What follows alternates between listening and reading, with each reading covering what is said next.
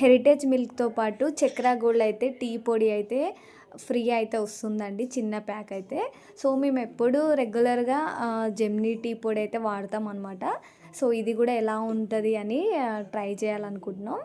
Tea పొడి మంచిగా ఉండాలి అంటే మెయిన్ అయితే మిల్క్లో టీ పొడి వేయగానే వెంటనే కలర్ వస్తే మాత్రం అది ఫేక్ అనమాట, అందులో ఏదో కల్తీ కలుస్తుందని అర్థం. మెల్లమెల్లగా కలర్ చేంజ్ అవుతుంటే టీ పొడి అనేది చాలా మంచిది అని అర్థం అండి.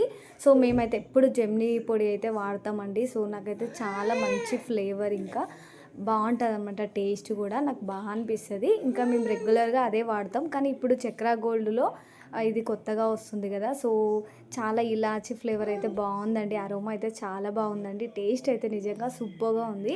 ఎవరైనా టీ పొడి చేంజ్ అయ్యి అనుకున్న వాళ్ళైతే కంపల్సరిగా ఇదైతే వాడండి, టేస్ట్ అయితే సూపర్గా ఉంటుంది, చిక్కగా, ఇంకా కలర్ కూడా చాలా బాగుంది. ఇంకా రెగ్యులర్గా అయితే వర్షం పడుతుంది కదా, వేడి వేడిగా తాగుతుంటే సూపర్గా ఉందండి. ఇంకా టీతో పాటు బిస్కెట్స్ తింటుంటే కూడా సూపర్గా ఉందనమాట. ఇంకా మేము రెగ్యులర్గా హెరిటేజ్ మిల్క్ అయితే వాడతామండి, కొంచెం చిక్కగా ఉంటాయి కదా పాలైతే.